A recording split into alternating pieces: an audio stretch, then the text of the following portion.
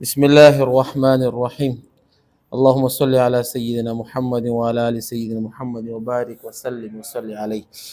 حضور اکرم صلی اللہ علیہ وآلہ وسلم کا ارشاد ہے کہ جس شخص کو فاقہ کی نوبت آ جائے، فاقہ فقر، فقیری، جس کے گھر میں کچھ بھی نہ ہو، اس کو فاقہ کہتے ہیں، اور وہ اس کو لوگوں کے سامنے پیش کرے، اس کا فاقہ بند نہ ہوگا.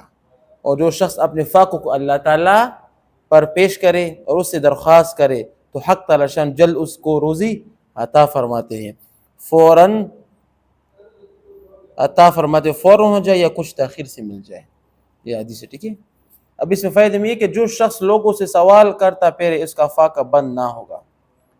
مطلب یہ ہے کہ احتیاج پوری نہ ہوگی. آج اگر ایک ضرورت کے واسطے بھیک مانگی ہے اور اس صورت کے اعتبار سے پوری ہوگی تو کل اس سے اہم کوئی ضرورت پیش آ جائے گی اور احتیاج بدستور باقی رہے گی. اور اگر اللہ تعالیٰ جل شانہ کی پاک بارگاہ میں ہاتھ پھیلائے تو یہ ضرورت تو پوری ہوگی، دوسری ضرورت پیش نہ آئے گی. ٹھیک ہے.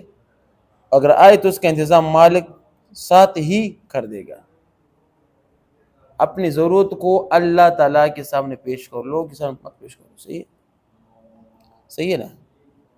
ایک اور حدیث میں یہ مضمون اس طرح وارد ہے کہ جو شخص اپنے فاقہ اور احتیاج کو اللہ تعالیٰ کے سامنے پیش کرتا ہے، حق تعالی شان بہت جلد اس کے فقر کو کیا دور فرماتے ہیں، جلدی کی موت سے یا جلدی کی غنا سے.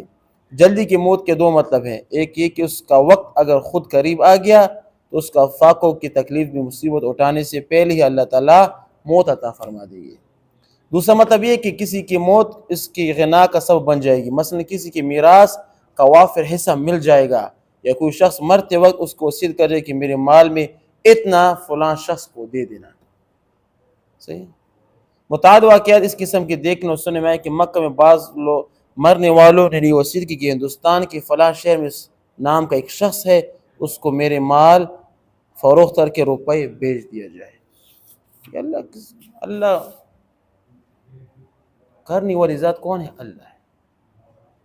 جو ہمارے ساتھ ہوتا ہے، جو ہوا ہے، جو ہوگا، ان سب کا واقف کہ اللہ تعالیٰ ہے.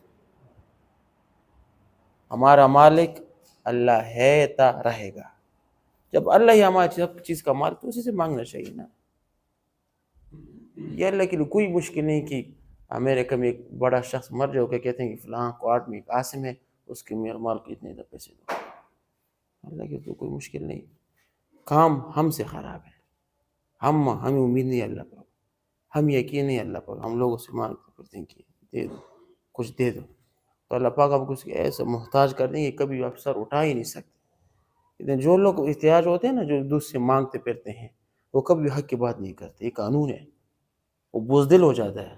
اور جو غیرت پر ہوتے ہیں نا، غیرت پر کسی مانگتے نہیں ہے، غربت میں وقت گزارتے کسی نہیں مانگتے، وہ کہتے جرت مند ہوتے ہیں. آپس میں غریب تھے لیکن جرت مند تھے. صحابہ کرام غریب تھے لیکن جرت مند تھے. ٹھیک ہے نا. تو جب ہم اللہ تعالیٰ سے مانگیں گے نا تو اللہ تعالیٰ کے ہمیں جو اندر جو ہوتی ہے، کہتے ہیں کہ اصل جو مالداری ہوتی ہے، کس کی مالداری ہوتی ہے؟ دل کی مالداری ہوتی ہے. آپ نے حدیث میں سنا ہوگا، اصل غنا کس کا ہوتا ہے؟ دل کا غنا ہوتا ہے. جب کوئی آدمی دل کا مالدار ہوتا ہے نا تو سب سے مالدار وہی ہے. ٹھیک ہے. اور جو آدمی دل کا بخیل ہوتا ہے، سب سے بخیل یہی ہے. جو آدمی دل کا مالدار ہوتا ہے، اس کے پاس اگر 10 روپے بھی آ جائے نا تو 10 میں سے 5 روپے صدقہ کر سکتا ہے. اور جو دل کا بخیل ہو جائے نا، اس میں سے 1 کروڑ روپے بھی آ جائے تو 10 روپے بھی صدقہ پہ نہیں کر سکتا. صحیح ہے.